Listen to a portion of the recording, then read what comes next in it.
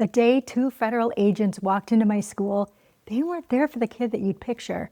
They were there for the quiet sophomore who'd never been in a single ounce of trouble. His mistake, he let another kid borrow his phone for about 30 seconds, and by the end of that day, his name was attached to a threat that he'd never made, a threat that he couldn't unsend, a threat that came from his phone in his name while he was just trying to be nice. I've spent 25 years inside schools as a school psychologist, sitting with teenagers on their best days and their worst. And if there's one thing that I've learned about that little rectangle glowing in your kid's hand, it's this. The phone is never just a phone. It's the most powerful thing that your teenager owns, and the thing that we understand the least. Everyone blames the phone, and I get why, but blaming it is exactly how we miss the real question. The question is not, how many hours is my kid on that thing? The question is, what is the phone doing for them? Because here's what most parents don't realize. That same device that put that sophomore in front of the FBI was for another one of my students the only thing holding his entire world together. I'm going to tell you about that boy at the end because his story is the whole point. And by the time that you hear it, you may never look at your teenager's phone in the same way. So let's start with the truth almost everyone gets wrong. The phone is never just doing one thing. For one kid, it's a weapon. For another, it's a wall that they're hiding behind. For another, it's the bridge that finally gets them in the door. And for another, it's the lifeline to the people who love them. Same glowing screen, completely different jobs. And when we treat all of it like one problem, too much screen time, put it away, we end up taking the wrong thing from the wrong kid at the worst possible moment. So before you fight the phone, you have to learn how to read it. And in this video, I'm going to show you exactly how. Let me start with the good, because I am not anti-phone. What I see in schools is not all doom. There's a kind of kid that you probably know, the one who'd rather do almost anything than walk up to a person and say, "Do you want to hang out this weekend?"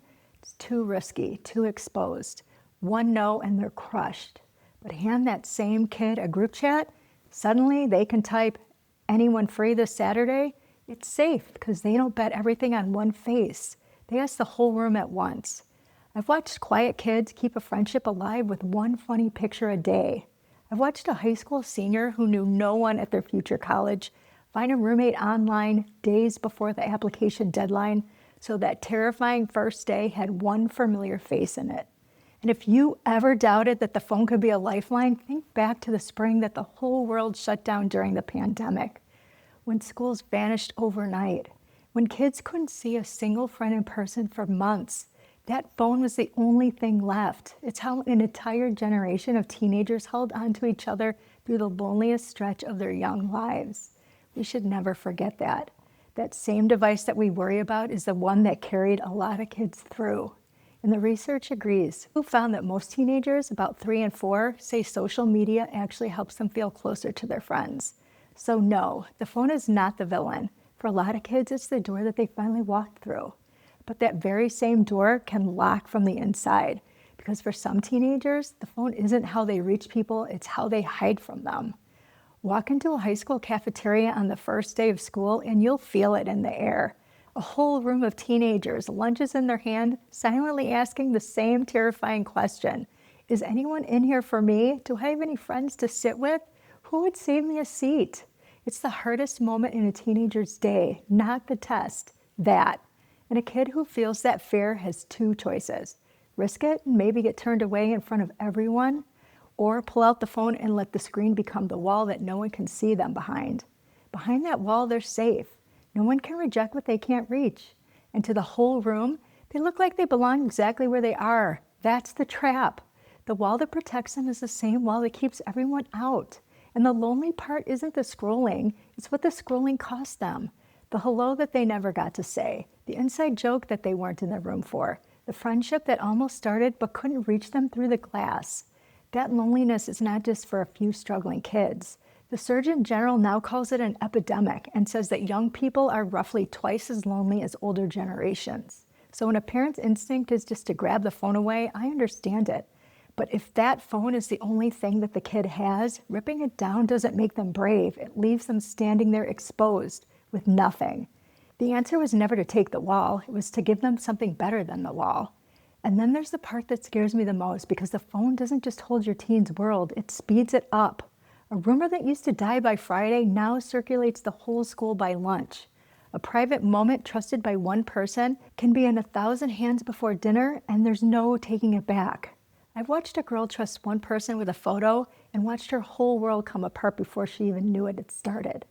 I watched a boy hand his password to a friend who locked him out of his own account and started posting humiliating things as if they were him. And the worst part, everyone watched his name say things that he never said, and he couldn't make it stop.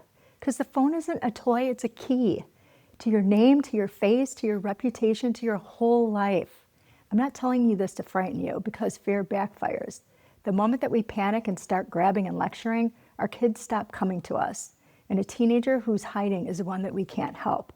I'm telling you because your teenager is holding the power of an adult with the brakes of a 14-year-old, which means the talk has to come before the storm.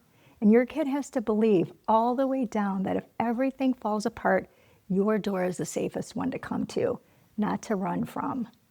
So what do we actually do with all of this? First, don't walk in tonight and rip the phone out of their hands. Lead with a question, not an accusation. Not, you're addicted to that thing. Just ask yourself quietly first, what is the phone doing for my kid? Then 3 moves change almost everything. Move 1, protect their sleep before anything else. A phone on the nightstand is how good kids quietly fall apart. 1 more video, 1 more check, 1 more hour gone. 6 out of 10 teenagers are on their phones between midnight and 5 in the morning. So don't frame it as punishment, frame it as health. Phone sleeps in the kitchen, not the bedroom. In one study, the teens who did that slept better, and a year later, it was still working. Move 2, stop fighting their willpower and start changing the room. That phone sends the average teen more than 200 notifications a day, 200 tiny tugs to their attention. It was built by brilliant people to be almost impossible to put down. So when your kid can't look away, hear me, they're not weak, they're outmatched. That's why schools have kids drop their phones in phone caddies the second the class begins. And you can do the same thing at home. Sit beside them and switch off every notification that isn't a real human being. Be the coach in their corner, not the spy in their hallway. Move 3, and this is the one that actually heals things. Help the phone become a door instead of a wall. If your kid lives in a group chat, ask gently, is there anyone in there that you'd actually want to grab food with? Help them invite 2 people instead of 1 so it feels less terrifying. Because here's the thing, a kid who's hiding behind a screen doesn't need 100 new friends.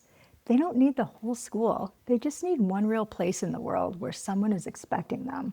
1 club, 1 person, 1 place that they're expected. And here's the part that most parents skip.